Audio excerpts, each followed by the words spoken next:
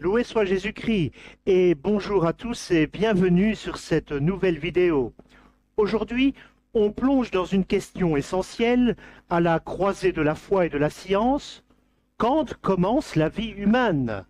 C'est un sujet qui touche nos convictions, nos choix éthiques et même les débats de société. On va explorer ce que dit l'Église catholique, ce que nous apprend la science et pourquoi ça compte.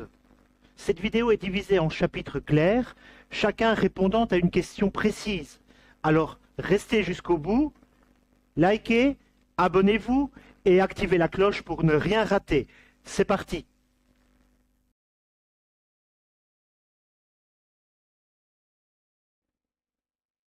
Commençons par la vision catholique. Selon l'Église, la vie humaine débute dès la conception, c'est-à-dire au moment où l'ovule et le spermatozoïde s'unissent pour former un nouvel être. Pourquoi cette position? Le catéchisme de l'Église catholique, au numéro 2270, est très clair. La vie humaine doit être respectée et protégée de manière absolue depuis le moment de la conception. Dès cet instant, l'embryon est une personne humaine avec une dignité et des droits, comme le droit à la vie. Dès le premier instant, dès le premier moment de son existence, l'être humain doit se voir reconnaître les droits de la personne, parmi lesquels le droit inviolable de tout être innocent à la vie.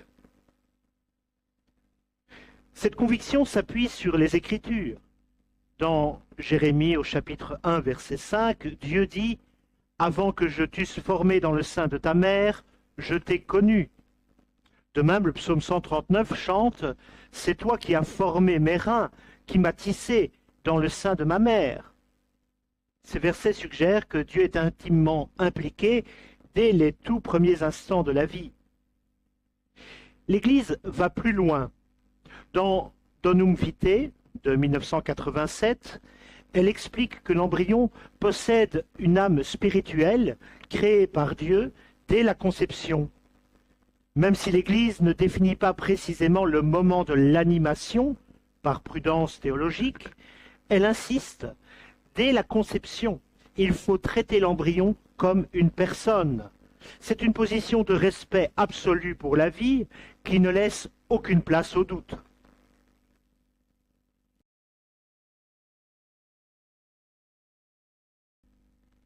Passons maintenant à la science. Est-ce que les découvertes modernes soutiennent la vision catholique? La réponse est oui, et c'est fascinant. Les biologistes et embryologistes s'accordent largement sur un point. La vie humaine commence à la fécondation. Pourquoi? Parce que dès cet instant, le zygote, la cellule formée par l'union de l'ovule et du spermatozoïde, possède un génome unique avec 46 chromosomes, différent de celui des parents.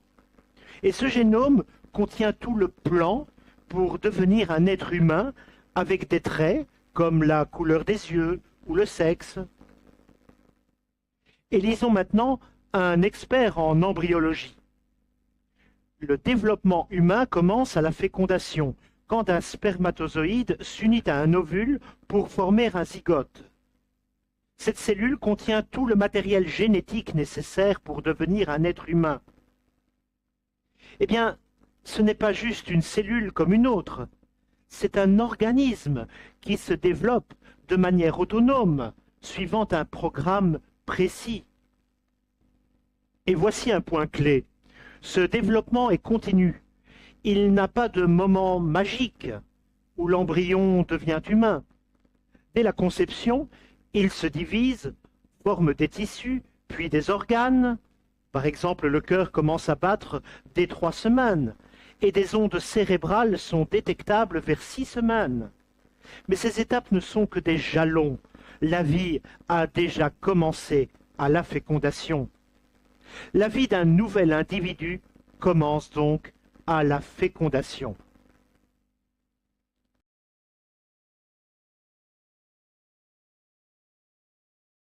Mais tout le monde n'est pas d'accord.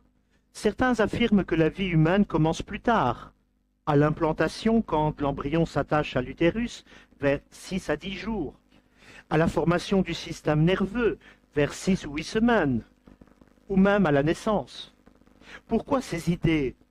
Souvent, elles viennent d'une définition de la personne, basée sur des critères comme la conscience, la capacité à ressentir la douleur ou l'indépendance physique. D'un point de vue catholique, ces critères posent problème. La conscience ou l'indépendance ne définissent pas la dignité humaine. Prenons un exemple. Un nouveau-né n'a pas une conscience pleinement développée et une personne dans le coma peut perdre temporairement sa capacité à penser. Pourtant, ce sont des personnes.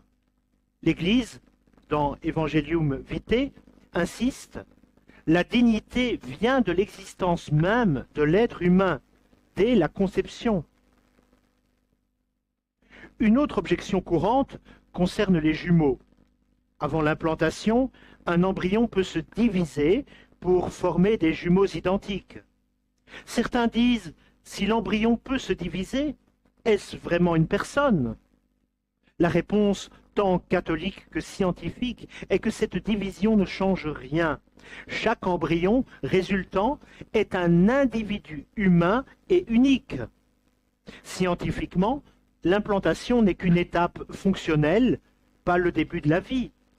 L'embryon est déjà un organisme actif dès la fécondation, et rien n'empêche qu'il possède en lui 2 ADN humains en puissance.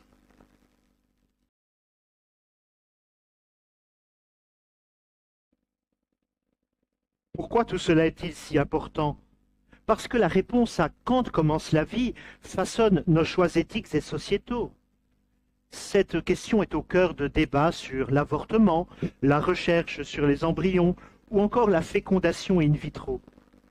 Si l'embryon est une personne dès la conception, comme l'affirment l'Église et la science, alors il mérite le même respect qu'un enfant ou un adulte. Dans Evangelium Vitae, le pape Jean-Paul II écrit: la vie humaine est sacrée, parce que dès son origine, elle comporte l'action créatrice de Dieu. Protéger l'embryon, c'est défendre la dignité de chaque être humain, sans exception. Cela nous pousse à nous interroger: comment nos lois, nos pratiques médicales et même nos choix personnels reflètent-ils cette vérité? Prenons un exemple concret.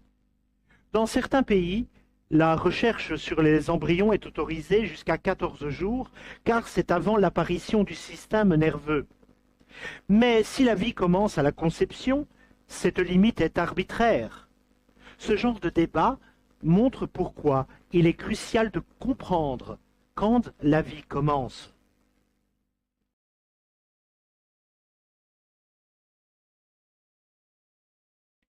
Et voilà pour cette vidéo. On a exploré ce que l'Église catholique et la science nous disent sur les débuts de la vie humaine. Dès la conception, l'embryon est un être humain unique, digne de respect. Qu'en pensez-vous? Est-ce que cette vision change votre regard sur les débats éthiques d'aujourd'hui? Laissez vos réflexions en commentaire. Je lis tout. Si ce sujet vous a intéressé, dites-moi quels autres thèmes vous voulez qu'on explore. De la bioéthique, de la théologie, de la liturgie ou autre. Partagez cette vidéo avec ceux que ça pourrait intéresser. Abonnez-vous, activez la cloche pour ne rien rater. Merci d'avoir regardé et à très bientôt pour une prochaine vidéo. Dieu vous garde.